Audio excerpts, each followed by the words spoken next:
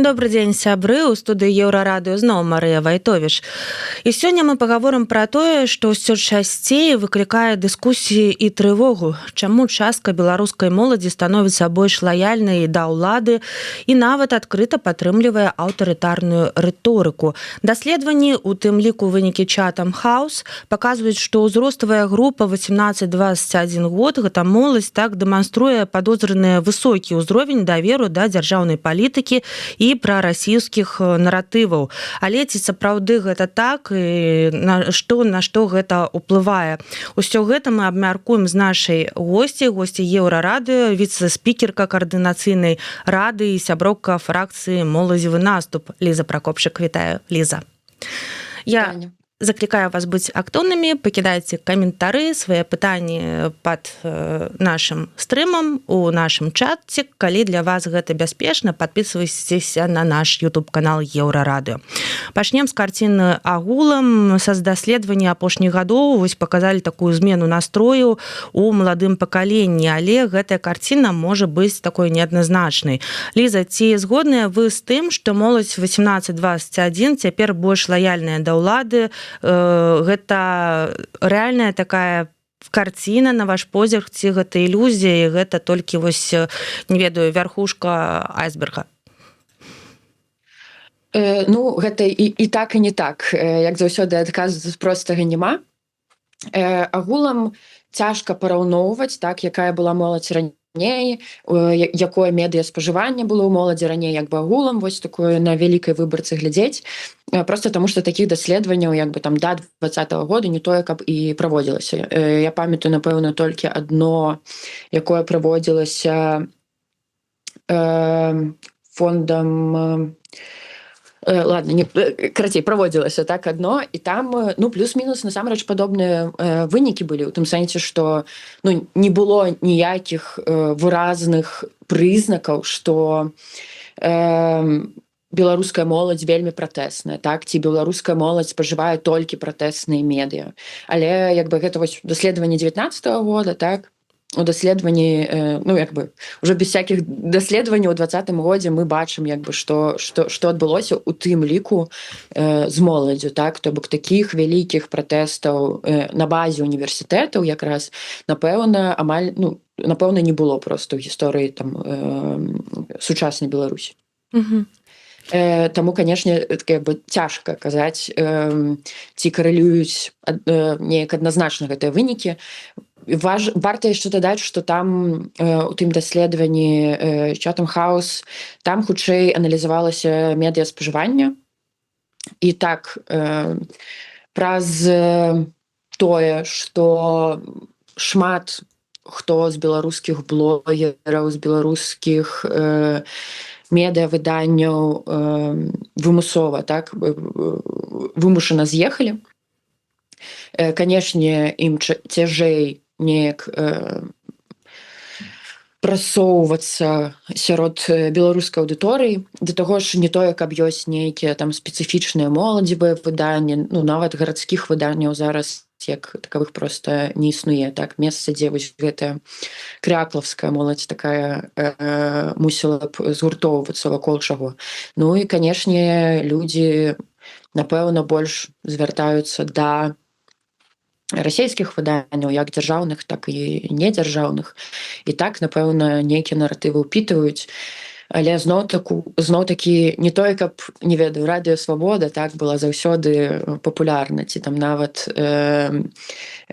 як тут жыць нейкі, так, нешта такое. То бок гэта ніколі не было вельмі моцна папулярным, але вынік мы ўсе пабачылі. Калі мы размаўлялі з сацыёлагамі, яны кажуць, што менавіта вось гэтая ўзроставая група 18-21 год, калі браць сусветную нейкую тэндэнцыю, сусветныя там аналізы, так, не толькі ў Беларусі, проста ў свеце, яна была хутчэй яшчэ проста апалітычнай. То бок у гэтым узросце пасля 18, так, ну, ва ўсіх па-рознаму зразумела, так, але так агулам у сярэднім у у людзей пачынае складвацца нейкая карціна свету, так, у іх там пачынаецца новае жыццё пасля школы, новая камунікацыя, яны чамусьці вучацца, так, глядзяць шырэй. Вось, і звычайна яны больш апалітычныя, а тут хоп, і нават праўладныя.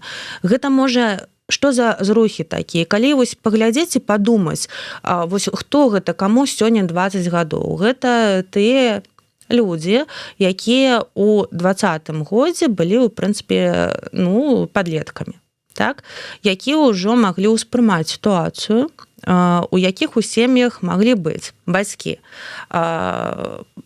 дэмакратычна накіраваныя, якія выходзілі на вуліцы на мірныя пратэсты супраць гвалту. Вось, і ў сям'і, хутчэй за ўсё, там, гэта неяк абмяркоўваецца, гэта, ну, гэта было немагчыма не пабачыць. Бацькі, сілавікі, напрыклад, так, і блізкія да сістэмы людзі, якія, хутчэй за ўсё, там, прадвігаюць свае наратывы ў сваіх сем'ях. Вось, магчыма, нейкія апалітычныя людзі зусім, якія там спрабавалі заплюшчыць вочы, але ўвогуле не пабачыць таго, што адбывалася на вуліцах у 20-м годзе, было немагчыма. Ну, дастаткова было проста зірнуць у вокна. Вельмі часта ў кожным раёне гэта адбывалася, было небяспечна.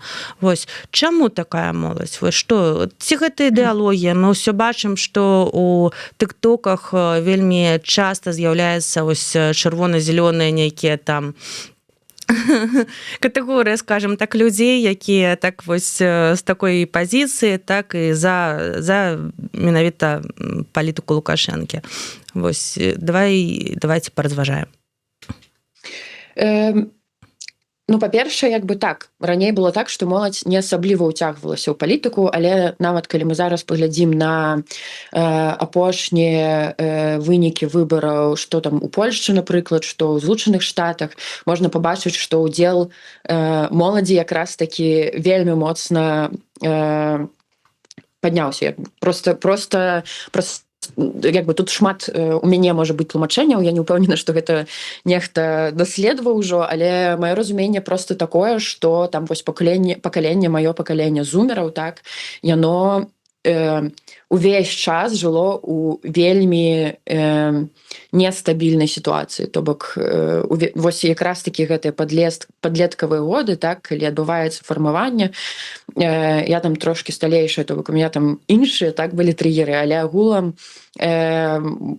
падлеткі 13-15 гадоў, якім зараз там 18-21, яны, так, у 20-м годзе, вось, ім было 13-15, але як яшчэ можа адбіцца, так, гэта ў такім нестабільным узросце? Канешне, гэта можа адбіцца у адчуванні небяспекі проста агулам, так? І так зараз усе зумеры, напэўна, па ўсім свеце, як бы, ну, пра гэта ёсць даследаванні, што адчуваюць сабе вельмі небяспечна, праз тое, што там яны не могуць заработаць на ўласнае жыллё, вельмі незразумелая там палітычная сітуацыя, як бы агулам ёсць шмат рэчаў, пра якія нам зараз трэба хвалявацца, пра якія яшчэ там 15 гадоў раней ніхто не хваляваўся.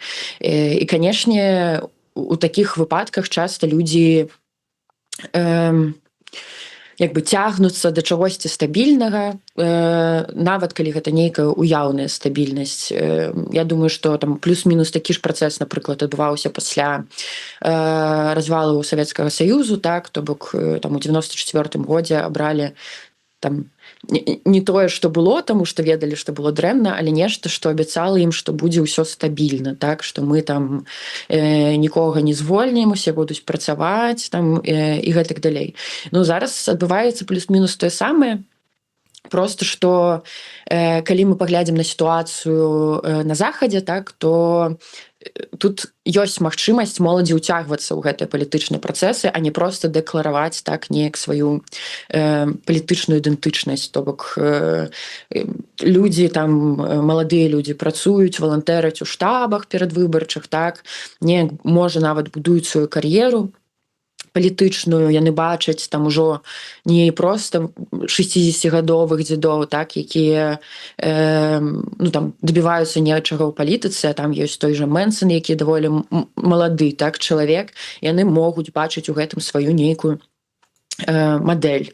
На жаль, у Беларусі ці на шчасце няма вось гэтага моманту амаль, дзе можна неяк паўдзельнічаць, так, прыкласці неяк свае палітычныя погляды. Таму так, часта гэта выліваецца там у проста нейкае дэкларатыўнае паказванне нейкіх сцягоў ці нечага такога. Плюс, канешне, тут ёсць вялікі фактар Расіі, таму што яшчэ прыкладна ў 22-23 годзе там як бы быў заважны такі вось гэты не такого гвалтоўнага, не ведаю, нацыяналізму, так, рост, але такога вось паказнога патрыятызму, так, нейкага такога грамадзянскага, што там, не ведаю, сталі вельмі папулярнымі нават у тыктоке. Я реально здзіўлялася, то бок нейкія папулярныя дзяўчыны тиктокершы, так, яны не як бы просто там нейкія скетчы, так, робяць, але у іх там чехол ад тэлефона з залатым расійскім гербам, як бы, ё-маё, ніколі не чакаеш такого. І не тое, каб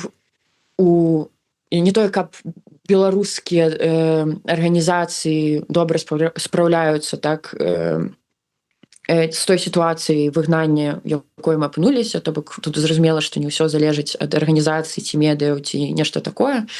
Але так, новыя фарматы не з'яўляюцца, новыя твары не з'яўляюцца, а тыя, што з'яўляюцца ўнутры Беларусі, зразумела, што яны не могуць, нават калі яны іх прытрымліваюцца, так, нейкіх іншых поглядаў ад розных, ад дзяржаўнай нейкай ідэалогіі, яны не могуць іх актыўна выказваць ці нават пасіўна выказваць, таму што гэта ўжо можа неяк навесці прыцэл на цябе. Вось, добры прыклад таксама гэта НК, так, той жа, які з каманды, яны заўсёды кажуць, што яны з Беларусі, яны заўсёды там носяць нейкі альбо спартыўны мерч, нават калі яны выступаюць там у Расіі, носяць там з надпісам «Беларусь», час ад часу у іх вось красна-зелёны сцяг там з'яўляецца за спінамі на экранах. Ці прасоўвае гэта неяк ідэалогію беларускай дзяржавы, мне тут няма як бы адназначнага адказу. Як бы гэта проста паказвае, яны проста хочуць, мне падаецца, яны проста хочуць паказаць, што яны там адрозніваюцца ад расіян, напрыклад. То бок у прынцыпе гэта як бы наш наратыў, так, але разумею, чаму там звонку ён можа па-іншаму неяк разумецца. Тым не менш, такое было і раней, але цяпер гэта больш бачна, напэўна, бо шмат беларускіх такіх музыкаў, так, яны з'ехалі. Калі моладзь не бачыць сваё, яны пачынаюць звяртаць увагу там на нешта іншае. Зразумела, што ёсць і там ангельская музыка, і там польская, і іншая, але вось блізка Расія, тэксты зразумелыя адразу, вось яны і падхопліваюць. Напрыклад, дзіўна трошкі, я вельмі часта бачу ў соцсетках, што наш Лёва з Би-2, які зараз выступае, выходзіць на канцэрты. Вось перадам гэты наратыў, які проста вось па соцсетках гуляе. Ён выходзіць, і добра, што ён так робіць, ён выходзіць на свае канцэрты з украінскім сцягам. Ён паказвае, што гурт падтрымлівае украінскі народ. Але дзе ж падтрымка беларусам родненькім? Вось. І гэта вельмі дзіўна, бо вось няма гэтага такога, вось я з Беларусі, да, што адбываецца такое, як вы, дарэчы, рэагуеце на такое? Чаму, калі мы нават не дарабатываем, не дапрацоўваем у гэтым накірунку? Я тут не буду становіцца ў пазіцыю, так, і казаць, вось бы з БЧБ выйшаў, але як бы проста зразумела, што тэма Украіны, канешне, успрымаецца людзьмі значна больш жорстка. Як бы хутчэй за ўсё аўдыторыя Лёвы з Би-2, так, яна хутчэй за ўсё, як мінімум расійскамоўная, збольшага хутчэй за ўсё, мне падаецца, гэта расейцы. То як бы ён як бы робіць нешта хутчэй для іх, так, то бок для іх важна паказаць, што вось там я не з Пуціним, умоўна. То бок сёння больш ідзе праца, так людзі думаюць не так пра моладзь, так, а пра вялікія глобальныя праблемы, а моладзь застаецца сама з сабою і на адзін з гэтай прапагандай, з гэтым рэжымам у Беларусі, які ён ёсць. Ці працуюць гэтыя патрыятычныя клубы, якія паўсюль адкрываюцца ў Беларусі, і увогуле няўжо ўсё ж такі маё пытанне, няўжо Лукашенко можа прапанаваць, і што ён прапануе ўсё ж такі моладзі, што яны такія адразу, ну окей, там ладно, ну стабільнасць, як вы кажаце, дык стабільнасць. Ну дакладна, ён можа прапанаваць дакладна стабільнасць, то бок можа гэта дрэнная стабільнасць, так, але гэта нешта, што людзям не трэба кантраляваць як бы самім. Як бы ты просто здымаеш сабе частку адказнасці за сваё жыццё, і гэта, ну, гэта круто, то калі б я магла скінуць зараз нейкую адказнасць, там, не ведаю, па прыборцы дому, так, напрыклад, ну, гэта было б круто. Там просто трошкі іншыя патрэбы, так, але агулам, калі ты не хочаш з'язджаць з Беларусі, так, там, ты бачыш неяк сваю будучыню, ты адвучыўся в універсітэце, хочаш там пайсці працаваць, табе прапануюць, ну, тыпу, ты вучыўся на бясплатным, кажуць, ідзі адпрацоўвай, ну, окей, адпрацуеш 2 гады, там, ці год адпрацуеш, калі ты хлопец, і год у арміі, так, ну, таксама недрэнна. Як бы быццам бы людзі проста змірыліся ўжо з тым, з той нармальнасцю, якая ёсць у Беларусі. І зразумела, што як бы з паказваннем таго, што гэтая нармальнасць, яна па сутнасці ненармальная, ніхто ўнутры Беларусі не можа працаваць, і гэта вялікая праблема. Ці не можа быць такое, і ці не можам мы ўсё ж такі паспрачацца з вынікамі гэтых даследаванняў пра моладзь там 18-21, так у агулам, не можа быць такога, што проста, ну, людзі баяцца, і часта бацькі вучаць нават у сем'ях, дзе не падтрымліваюць рэжым Лукашэнкі, так, будь цішэй, так, ты ж разумееш, што будзе, калі ты выйдзеш і скажаш нешта супраць. Бо мы ўжо неяк абмяркоўвалі у школах, у універсітэтах, што адбываецца, так? Акрамя гэтых абавязкова ты павінен прыйсці на нейкі там патрыятычны фільм паглядзець у кіно, абавязкова ты павінен там рабіць нешта, не падпісвацца на нейкія каналы, так, правяраюць тэлефоны, правяраюць соцсеткі, сочыць проста за кожным, і моладзь гэта добра разумее. Я ведаю, што так адбываецца, ім гэта не падабаецца, каму такое спадабаецца, такі кантроль. І вось у нас яшчэ пытанне з чата ад Вожыка Патрыёта. Вось свежая інфармацыя. Студэнты мусяць атрымліваць дазвол у МУЗ, каб паехаць за мяжу на вакацыі і дзесьці там падзарабіць, напрыклад. Ці гэта выглядае як падстава для нейкай лаяльнасці? Але гэта не той, каб новая інфармацыя, то бок гэта было плюс-мінус заўсёды так. У мяне нават ёсць адна вымова ва ўніверсітэце дакладна за гэта, што я падчас як бы навучальнага году з'ехала за мяжу.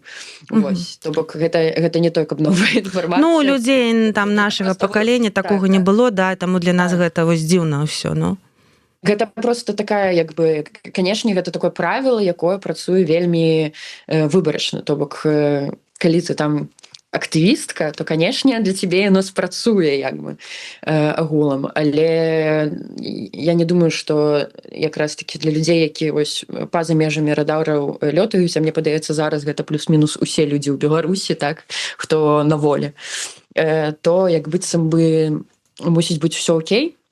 Я б тут толькі яшчэ дадала, што, ну, канешне, гэта падобна на стабільнасць, як бы, у людзей ёсць там бацькі, бабулі, так, калі, ну, у іх ёсць месца, у адрозненне ад нас проста, ад тых маладых людзей, якія з'ехалі, у іх ёсць месца, куды яны, як бы, калі што, калі ўсё пойдзе дрэнна, так, яны могуць проста павярнуцца, напрыклад.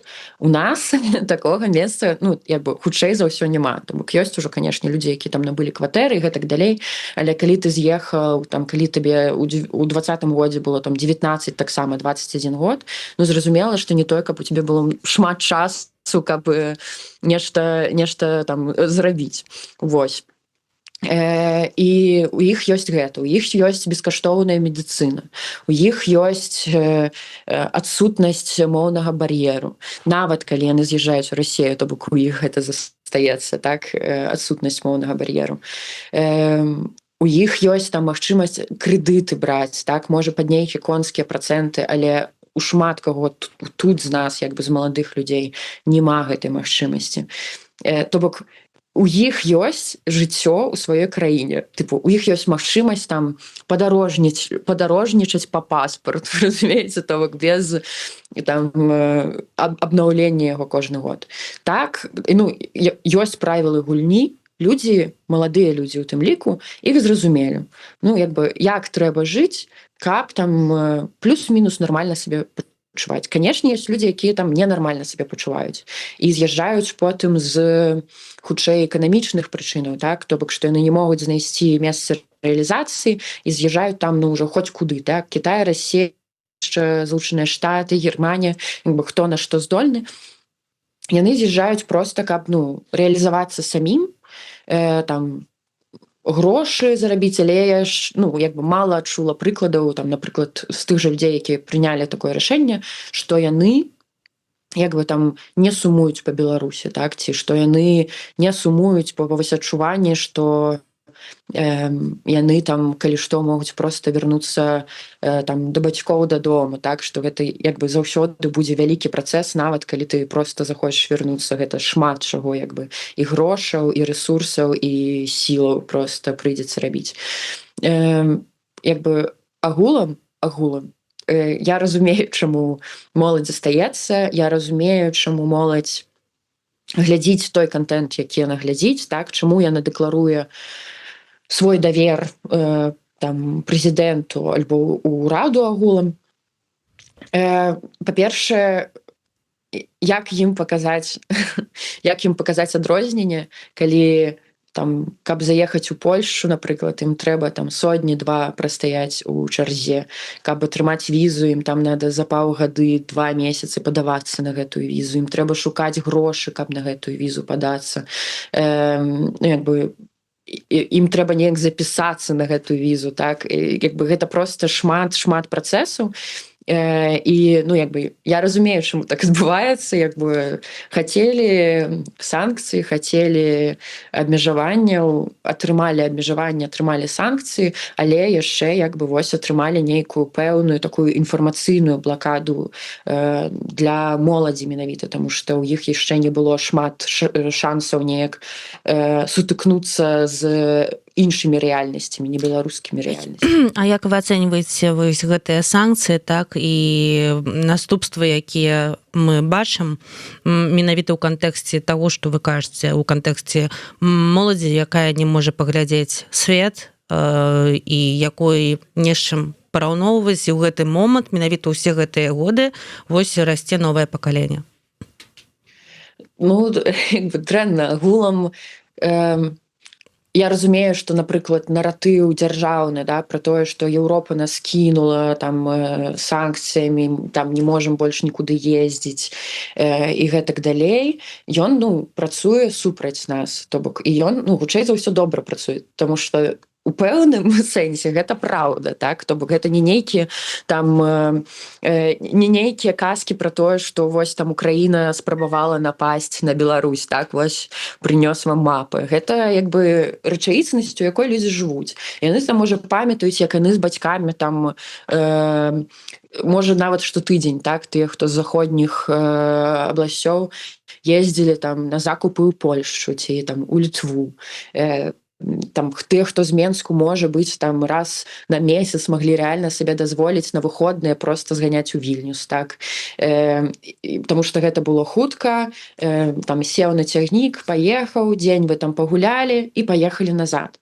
Зараз, ну, няма такой магчымасці, ну, няма, і не прадбачыцца як быццам бы. І вось як быць лаяльным пасля гэтага? І вось тут, дарэчы, у чаціку дакладняюць, што пытанне наконт таго, што трэба браць дазвол у МУЗ, каб кудысьці паехаць, гэта не тычыцца, як вы кажаце, там навучальнага года, гэта менавіта канікулы, вакацыі. Вось.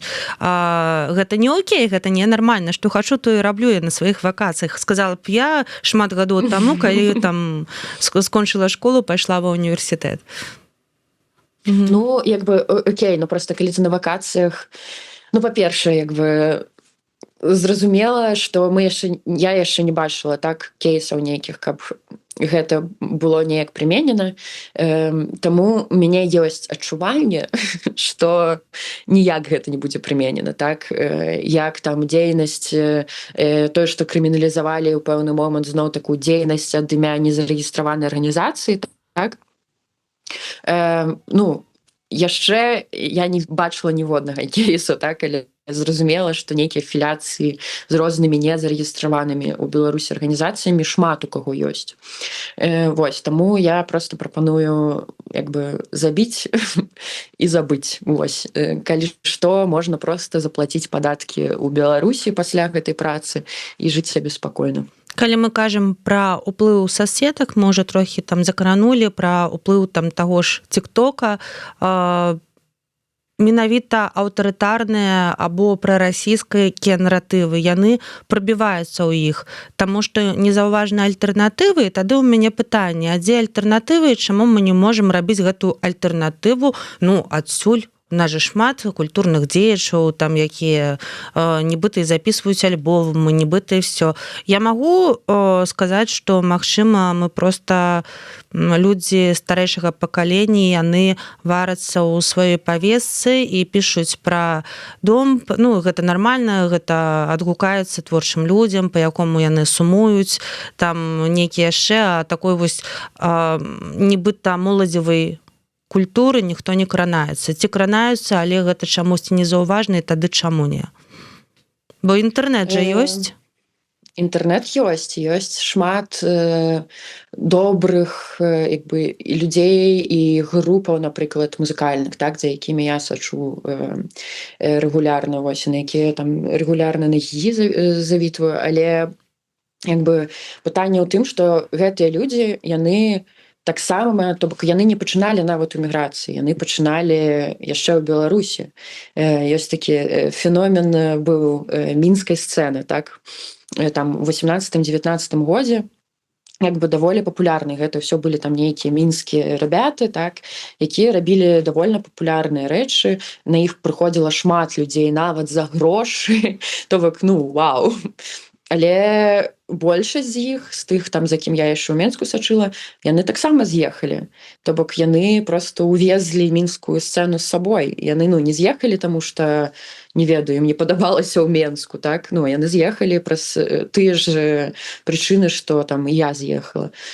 І, ну, зразумела, што зараз у Менску ёсць культура, так, і ёсць там музыкі таксама, за якімі я таксама сачу, і як бы яны там таксама набіраюць папулярнасць. То бок агулам, і я не магу сказаць, што у нас там знікла культура беларуская, ці яна там, ну, нейкая дрэнная, ці нешта такое. То бок, не ведаю, зараз, напэўна, больш за ўсё папулярны рэп, так, і шмат рэпа на беларускай мове, нават у Менску зараз, як бы канцэрты нават адбываюцца ў Менску з рэпам па-беларуску. Ёсць, ну, і такім, як бы, нішавым рэпам.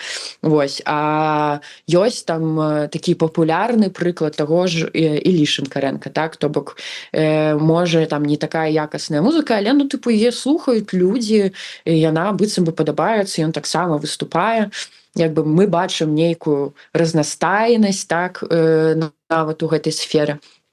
Ёсць беларускамоўныя там арганізацыі нават у Беларусі, якія займаюцца прасоўваннем культуры і гэтак далей. То бок, як бы у тых умовах, у якіх знаходзіцца моладзь беларуская, што ў Беларусі, што па-за яе межамі, ну, ўсё даволі добра. То бок, я б не сказала, што у нас нейкае крытычнае становішча. Мне падаецца, што там тыя людзі, якія былі ў нейкім больш-менш сталым узросце падчас 20-го года, і гэта прывяло як бы агулам іх да пэўнага такога нацыянальнага абуджэння, так, шмат людзей, якія з той жа мінскай сцэны рабілі там трэкі па-расейску, так, ці вершы пісалі па-расейску, зараз яны робяць амаль усё выключна па-беларуску. І як бы агулам як бы гэты здвиг ён адбыўся, ўсё працуе, так, можа не вельмі папулярна, але падаецца, там беларускамоўная культура ніколі не той, каб была мацней папулярна, так, чым гэта ёсць зараз. Окей, культура можа быць беларуская, але там на расійскай мове, і моладзь гэта ўспрымае. На жаль, пакуль такая сітуацыя, мы выраслі ў білінгвізме, і добра, калі гэта білінгвізм, не толькі руская мова, так. Мне цікавы быў такі прыклад, цікава было назіраць за піцерскай спявачкай Наока, якая, у Расіі падчас вайны нейкая дзяўчынка збірае проста такія натоўпы людзей, якія прыходзяць паслухаць, як яна спявае песні, шмат песен, якія супраць вайны. Вось, яна спявала там песні музыкаў, якія былі забаронены ў Расіі і сёння забароненыя, і таксама спявала і сваё, але адна дзяўчынка ў Расіі змагла сабраць такую хвалю. Яе слухалі ў розных месцах. Яе ў краіне, дзе здаецца, што нічога не можа адбывацца, да, увогуле ўсё, да. Вось некая адкуль бярэцца такая вось, узялося такое пакаленне, частка, скажем, пакаленне, якому было не ўсё роўна. І ці магчыма беларуская Наока? Ці магчыма было б у нас такое? У нас ўжо было гэта магчыма, у тым сэнсе, што там 20-й год паказаў, што так, гэта магчыма. А сёння? Агулам Сёння? Не ведаю. А ў 18-м годзе гэта было магчыма? Не ведаю. Там, як бы сёння, канечне, магчыма, то бок беларусы і нават беларуская моладзь, так, яна не стала горш, не ведаю, яна не стала злей, і ўсё як бы таксама не ўсё роўна на тое, што адбываецца. Просто што яны, можа, паменш пра гэта размаўляюць, там паменш нейкае сваё меркаванне на гэты конт фармуюць і гэтак далей. Але агулам, калі трошачкі развінціцца, так, вось гэта не ведаю, гэты прэс, які зараз адбываецца на беларускае грамадства, то я думаю, што мы як бы пабачым зноў той росквіт, які вось адбываўся там з 16-го да 20-го года, і гэта адбудзецца даволі хутка, тому што я, напрыклад, не бачу у свой бок нейкай агрэсіі ад маладых людзей, якія засталіся ў Беларусі, нават калі яны там прытрымліваюцца нейкіх іншых меркаванняў. То бок, хутчэй, як бы, калі я і сутыкаюся з агрэсіяй, то это агрэсія там ад людзей больш сталога ўзросту. Мне падаецца, што як бы беларуская моладзь, напэўна, лепш за ўсіх асвядоміла, так, і асэнсавала тое, як бы, гора, у якім аказалася грамадства, у якім аказаліся мы самі, і праз гэта ўзровень эмпатыі можа ў нас нават там вышэйшы за проста людзей больш сталога ўзросту. І як бы мы рэальна, як казаў Макс Корж, разумеем адзін аднаго там без нейкай агрэсіі, нават калі ён там гэта расіяне ці ўкраінцы, так, ці як бы людзі, якія для іншых могуць разумецца як нейкія ворагі. Дзякую. Маё пакаленне сядзела ў кантакціку, у Інстаграме, у Фейсбуку. Цяпер мы сядзім у Фейсбуку, напрыклад. З'яўляюцца новыя соцсеткі, але збольшага такая актыўная соцсетка гэта Фейсбук, ну, Трэс, можна сказаць ужо, таму што людзі стаміліся трошкі ад срачыкаў і ад усяго астатняга, так? Але у Фейсбуку вельмі шмат розных абмеркаванняў, праблемаў, так? Звычайна гэта людзі, ну, напэўна, там 30 плюс, скажем так, ну, умоўна кажучы, так, якім цікава, што адбываецца там, не ведаю, з дзядком, што адбываецца, што нейкія сітуацыі там яшчэ такія гучныя былі ў нас, абмяркоўваюць розныя праблемы. Ці ёсць такая тэндэнцыя ў соцсетках у моладзі, у твайго пакалення і трошкі там старэйшыя, малодшыя? Так, але, ну, Facebook, я думаю, что все проклёнваюць літаральна, то бок это реально самая адстойная соцсетка, як бы заўсёды была. Потым я яшчэ, калі працавала ў маркетингу, там я працавала шмат з рэкламнымі кабінетамі. Просто, ну, у меня реально аллергія на Facebook. Вось. Я больш пра сацыяльную актыўнасць такую, то, як моладзь абмяркоўвае нейкія праблемы. Ну, зараз хутчэй гэта ўсё адбываецца як бы праз нейкія чаты, так, праз нейкія кам'юніці, то бок па сутнасці. Яны могуць быць больш адкрытыя, менш адкрытыя, але як бы напэўна зараз публічна не так шмат можна пачуць, так, нейкіх выказванняў ці там нават сторіс, так, з перепостам таго, што там Марыя Калеснікова ў стане інкамунікада, напрыклад, так.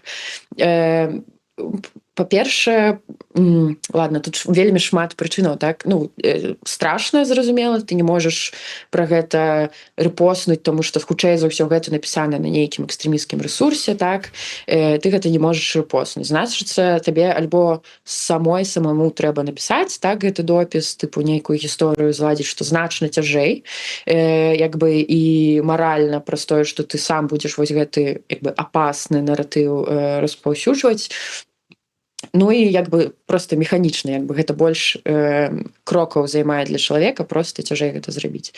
Таму людзі як бы абмяркоўваюць усё альбо неяк у групах, так, офлайн, але хутчэй за ўсё гэта будуць нейкія тэлеграм-чаты, там часта яны ёсць па пэўных праблемах, так, і ты там, не ведаю, калі ты думаеш наконт паступлення ў Польшчу, так, там, якія могуць быць праблемы з гэтым і гэтак далей, ты ідзеш там у адзін чат, калі ты хочаш паныць пра тое, што ў цябе размеркаванне, і ты не ведаеш, што з гэтым рабіць, гэта іншы чат, калі хочаш адкасіць ад арміі, гэта трэці чат і гэтак далей, то бок, ну, ёсць нейкія такія кросс-сектаральныя, так, я б сказала, чаты ці агульнапалітычныя чаты, хутчэй яны больш закрытыя, так, дзе нейкая сітуацыя абмяркоўваецца. Але як бы агулам гэта ўсё ёсць. Мне падаецца, што, канешне, значна менш там у гэтым удзелу зараз прынимае людзей. Я думаю, што як маладых, так і не вельмі маладых людзей. Але як бы але можна казаць, што моладзь сыходзіць у такую партызаншчыну, так, і напэўна гэта калі ўсё, я памятаю, што калі мы размаўлялі пра крызіс пасля 20-го года, якія, ну, перажываюць шмат хто з нас, я памятаю, што адзін з экспертаў, які быў у мяне ў эфіры, ён казаў, што ўсё пачынаецца з даверу, давер трохі аслаб, нават адзін да аднаго, але трэба будаваць супольнасць, так, вам ужо здаецца, што вы ўжо гэта прайшлі, усе чаты, ўсё вось гэтае там камунікацыю, але не з нуля, зноў, спачатку 2-3 чалавекі, пасля больш, ну, і ўсё ж такі беларусы, там нейкая кансалідацыя адбудзецца, і мне здаецца, што гэта, ну, в прынцыпе, добрая тэндэнцыя, тое, пра што ты кажаш, што не проста сядзяць і такая цішыня, то бок ёсць, канешне, бо усім нам патрэбна гэтая камунікацыя. Давай перайдзем, не так шмат часу засталося. Я ведаю, што 29 лістапада ў Варшаве адбудзецца такі, як называецца гэты вось форум, куды ты паедзеш? Unconference, Беларусія Next Generation, так, Unconference. То бок, это будзе канферэнцыя якраз такі з маладымі і маладымі лідаркамі. Вось, яна прысвечаная новаму пакаленню, так, і Ліза будзе там выступаць за сваёй такой гучнай тэмай. Ліза, раскажы, калі ласка, вось пра яе, у цябе тэма гучыць «Як адбіць любоў да аўтарытарызму ў беларускай моладзі», так, з якімі думкамі вы ідзеце на гэтую сцэну? Па-першае, мне вельмі падабаецца, як сфармулявана пытанне, такое вельмі усходнеславянскі падыход да як бы нейкага стасавання з людзьмі, так, як адбіць любоў да аўтарытарызму. Па-другое, як чалавек, які сама як бы прыйшла доўгі палітычны шлях, у тым ліку шлях да лібертарыянства, я прайшла яго якраз такі праз адбіццё, так, то бок, калі я там пабачыла ў 20-м годзе, як можа там нехта біць людзей на вуліцах, як бы з майго боку без прычыны, так, ну, просто як тое, што адбываецца. Я памятаю, як я ў 20-м годзе тады падумала, а чаму ўсе людзі не лібертарыянцы, то бок чаму нехта агулам можа дапусціць сабе гэтую думку, што як бы гэта нармальна, біць людзей, пратэстоўцаў, саджаць людзей у турмы, якія нешта не так думаюць, і гэтак далей. Вось, і як бы я зразумела з цягам часу, вось у 25-м годзе я як бы злавіла сабе ўжо на думцы, што агулам можа у 20-м годзе так гэта ўсе асуджалі, нейкі гвалт, так, нейкі такі беспрэцэдэнтны. Але, ну, як бы зараз ты бачыш, што гэты наратыў зноў становіцца нармальным, так, там проста, што не Лукашенка можна біць людзей, так, на вуліцах, але там пагражаць нейкім збіццём людзям, якія выйшлі на прайд з БЧБ сцягам, з ЛГБТ-стужкай адначасова, так. То бок агулам як бы гэты наратыў захаваўся, таму так, я думаю, што будзе цікава паразважаць, паслухаць таксама пытанні наконт гэтага. Як бы у мяне ёсць разуменне, як можна адбіць любоў да аўтарытарызму, але я не ўпэўненая, што гэта зараз там у 26-м годзе магчыма рэалізаваць, напрыклад. Ну, падзяліся сваім меркаваннем, цікава, ну. Як бы адзін неверны крок дзяржавы у бок, напрыклад, лібералізацыі эканомікі, хоць бы трошкі там легалізацыі, напрыклад, прыватнага нейкага прадпрыемства, так, каб чалавек мог сабе ІП, напрыклад, проста аформіць прасцей, чым гэта ёсць зараз, там нейкі льготны перыяд і гэтак далей. Ствараецца грамадства, напрыклад, ну, як бы канкурэнцыі па сутнасці, так, ужо няма проста канкурэнцыі за кусок хлеба, так, што ты там 600 рублей зарабляеш, а я 650, таму што я начальнік.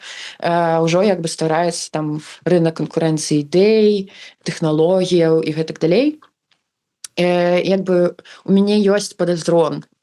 Можа, я выдаю неяк пажаданае, так, за рэчаіснасць, але у мяне ёсць падазрон, што да гэтага ў пэўны момант дойдзе проста праз стан беларускай эканомікі і праз, ну, як бы проста, асабліва калі там сітуацыя з санкцыямі, напрыклад, застанецца такой жа, то мне падаецца, што ў пэўны момант яны ўсё ж такі мусяць зразумець, што мы не можам проста бясконца рабіць адно і тое ж і чакаць, што гэта дасць нейкі новы вынік, яны будуць нешта з гэтым рабіць. І гэта адзін з магчымых выхадаў, але тут зноў-такі не ад нас усё залежыць. Па астатнія прыходзьце на Unconference. Окей, ну я ўсё ж такі задам сваё апошняе пытанне. На вашу думку, што ўсё ж такі можа змяніць сітуацыю? Новыя прапановы для моладзі, новы стыль камунікацыі з моладдзю, адукацыйныя праекты, медыа. З чаго трэба пачынаць ужо сёння? Ну, добрая навіна ў тым, што пачынаць нічога не трэба, так? Таму што ўсё ўжо пачата. То бок ёсць Дзякуй. ёсць шмат моладзевых арганізацый, якія там працуюць для моладзі, так? Ёсць моладзевыя арганізацыі, якія працуюць не для моладзі. Ёсць моладзь, якая працуе як бы ў немоладзевым асяроддзі, там, напрыклад, як моладзевы наступ, так, у каардынацыйнай радзе, які прасоўвае нейкія свае наратывы. Ёсць, не ведаю, моладзь, якая зацікаўлена палітыкай, яна проста як бы ўжо ёсць. Нам не трэба як бы пачынаць з нуля. Гэта добрая навіна. Дрэнная навіна, што быццам бы ўсё яшчэ да моладзі ёсць стаўленне як да, ну, як бы ненармальных людзей. Тыпу, што яны там недастаткова дарослыя, недастаткова яны яшчэ зразумелі, што такое жыццё. А вось чаму моладзь такая, чаму не такая, як бы. Мы не бачым гэтых, як ставяцца гэтае пытанне там да іншых сацыяльных групаў проста агулам, так. Але да моладзі, ну, напэўна, гэта заўсёды так было, так. Да моладзі заўсёды ставіліся, ну, так, з асцярогай. Вось. Зараз проста, калі мы кажам пра тое, што мы будуем нейкую дэмакратычную рэчаіснасць, і нас і тут як бы і так 100 чалавек, так, і з іх 8 гэта моладзь, і да іх усё роўна як бы захоўваецца гэта ну, вось такое стаўленне, быццам бы... Вам яшчэ вучыцца і вучыцца. Ну, так. Каб усё зразумець. Мы мы вас упішам, тыпу, як там, не ведаю, нейкую надзорчую раду, каб, ну, тыпу, просто таму, што нам трэба нейкі кампанент моладзі, але ў гэтай надзорчай рады не будзе ніякіх там паўнамоцтваў, просто трэба, каб вы там, ну, пасидзелі, вось. Канешне, гэтае выстаўленне да моладзі як да нефункцыянальнай адзінкі літаральна, гэта, ну, напружвае, думаю, шмат каго. Людзі проста не бачаць адлюстроўвання сабе як у грамадскай дзейнасці, як у палітычнай дзейнасці, так і ў медыядзейнасці. То бок, напэўна, зараз там тое, што называецца незалежнымі медыа, так, вось, незалежнымі беларускімі дэмакратычнымі медыа, там няма фарматаў, падаецца, для моладзі. Ну, просто як бы такіх, якія там вось гэтыя зніжкі на чорную пятніцу, так, вось, хто з беларускіх медыа напісаў пра гэта, ці там якія канцэрты будуць на наступным тыдні, хто з беларускіх медыа пра гэта зараз напіша. Як бы агулам ёсць пэўныя цэнтры, так, такія вось, якія там робяць нейкія афішы, нейкія абзоры на нейкія тусоўкі, напрыклад. Я як мінімум адзін такі, там вось якраз такі беларускамоўны прыклад ведаю, даволі папулярны, то бок у іх там, падаецца, 10-15 тысяч падписчикаў ў інстаграме. Ну, то бок, як бы гэта ўсё ёсць, просто што гэта робіцца не намі, а калі гэта не робіцца не намі, быццам бы ўсё такі, што ж это мы не дапрацоўваем, вось. Ну і сапраўды, калі там толькі адзін такі прыклад, то таксама як бы ёсць разуменне, што ну, нешта не так, то бок мусіць больш быць такіх праектаў, мусіць быць больш рэгіянальных праектаў, медыапраектаў, мусіць больш быць рэгіянальных арганізацый, але так заўсёды трэба мець на ўвазе, ну, нейкую рэалістычнасць, так, то бок ці можам мы сабе паставіць мэту стварыць па моладзевай арганізацыі у кожнай вобласці Беларусі. Ну, я б тут хацела звярнуцца да старэйшага пакалення і старэйшых пакаленняў агулам. Падтрымлівайце беларускую моладзь, спрабуйце размаўляць на роўных, бо хачу нагадаць, менавіта мы вучылі нашых бабушак і мамы, тат карыстацца інтэрнэтам. Вось, а не яны нас.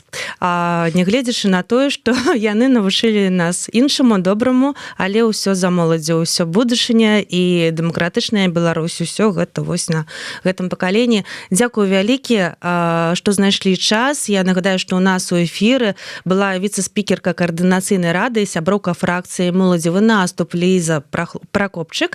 А з вамі працавала Марыя Вайтовіч. Заставайцеся на Еўрарадыё.